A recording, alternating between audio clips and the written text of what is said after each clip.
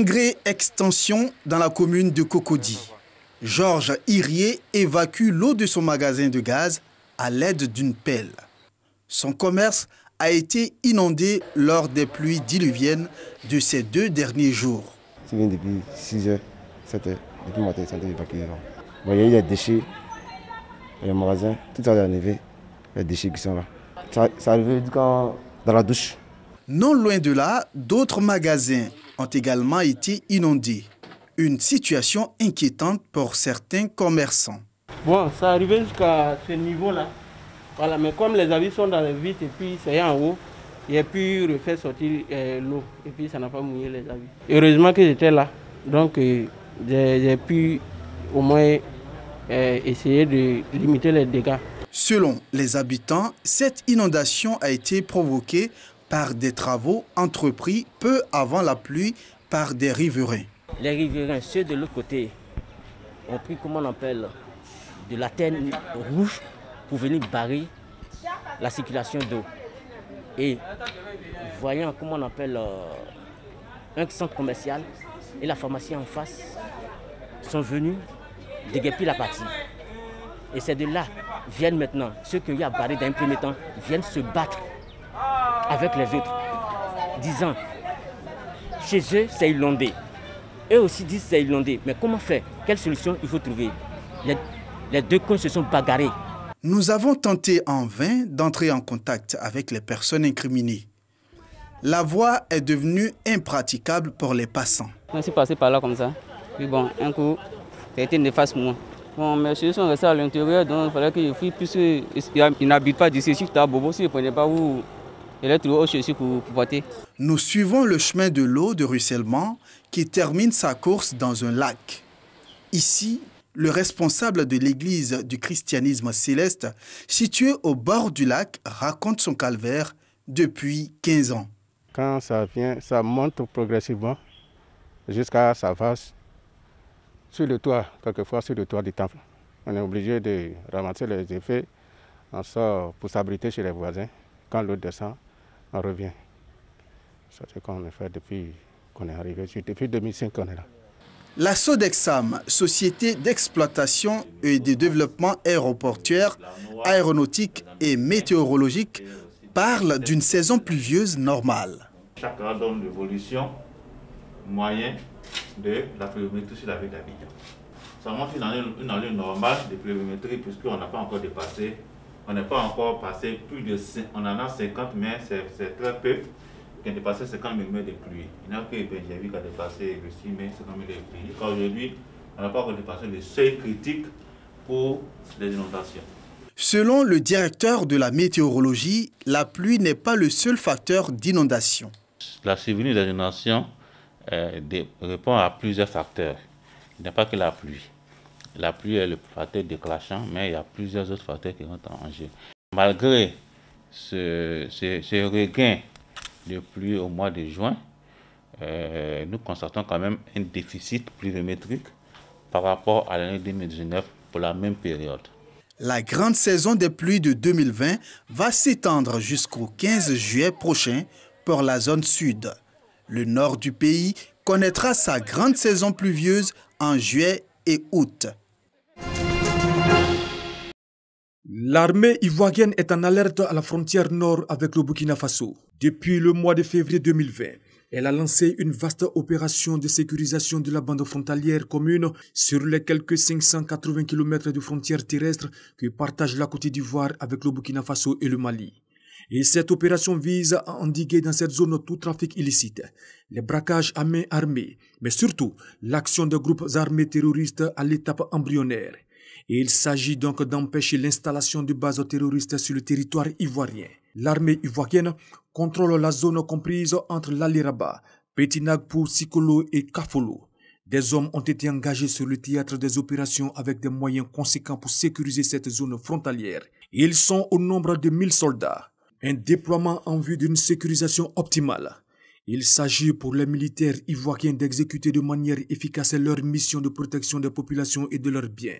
La présence des troupes engagées sur le théâtre des opérations a permis d'obtenir des résultats probants. Un dispositif qui a d'ailleurs permis de contenir l'attaque de Kafolo. Des bases terroristes ont été démantelées et leurs hommes neutralisés. Aucune base terroriste n'existe sur le territoire ivoirien.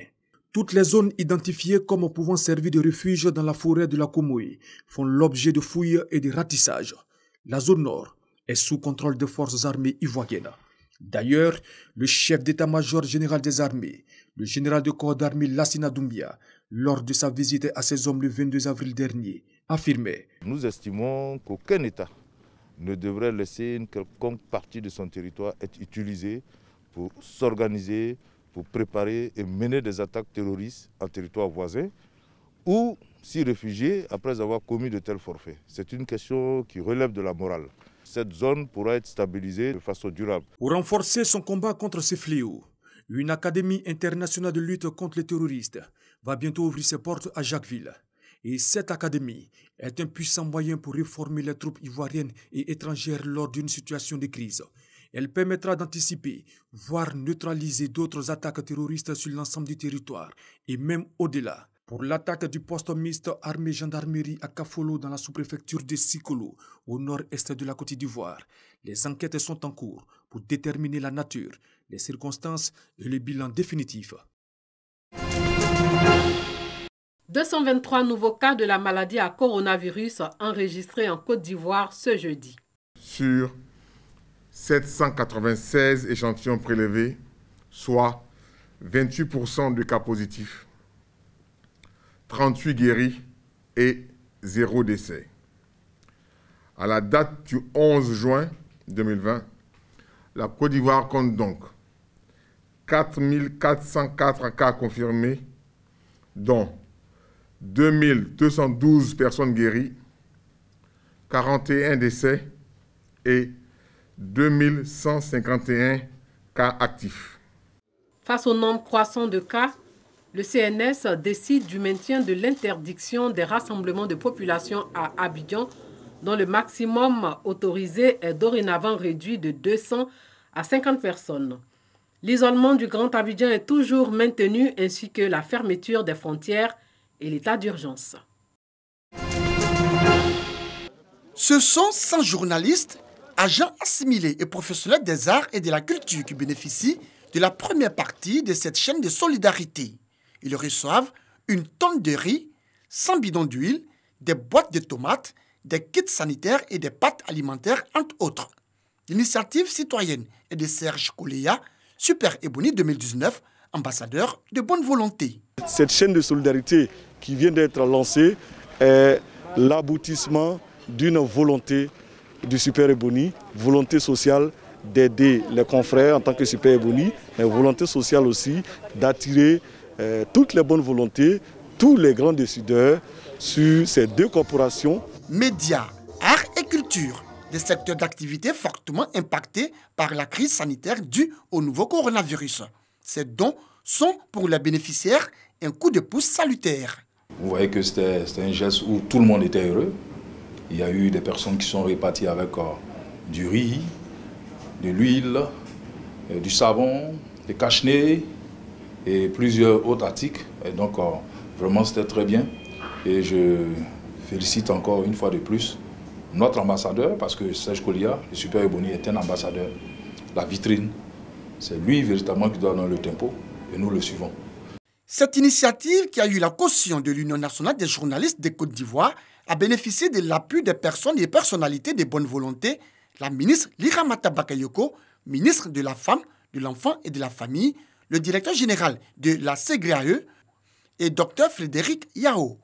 Au terme de cette chaîne de solidarité, ce sont 500 journalistes, agents assimilés et professionnels des arts et de la culture qui recevront des vivres et non-vivres. L'élan de solidarité lancé par le président de la République trouve un écho favorable dans la sous-préfecture de Pakobo, dans la région de l'Agné-Bichiassa. Des vivres et des non-vivres sont mis à la disposition des populations grâce à un cadre de la localité. Il s'agit d'œuvrer au bien-être des populations et apporter un soutien à celles-ci en ces moments difficiles du fait de la maladie à coronavirus. Je suis contente de ce don. Je suis très contente parce qu'il a pensé à son village. Il est venu donner à son village. Parce que même la Bible nous dit de partager. Et il a partagé. Donc je bénis l'Éternel. Quand je gagne à manger et mon prochain n'a pas, vraiment, je n'ai pas la paix du cœur. Donc j'ai décidé de venir soutenir les parents.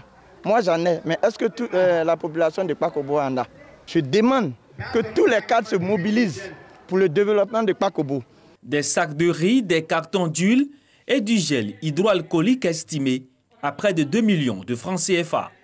Recevant le don au nom des populations, le sous-préfet de Pakobo, Johnson Yaokona, a exprimé sa gratitude aux donateurs. Une initiative qui, selon lui, s'inscrit dans le programme social du gouvernement.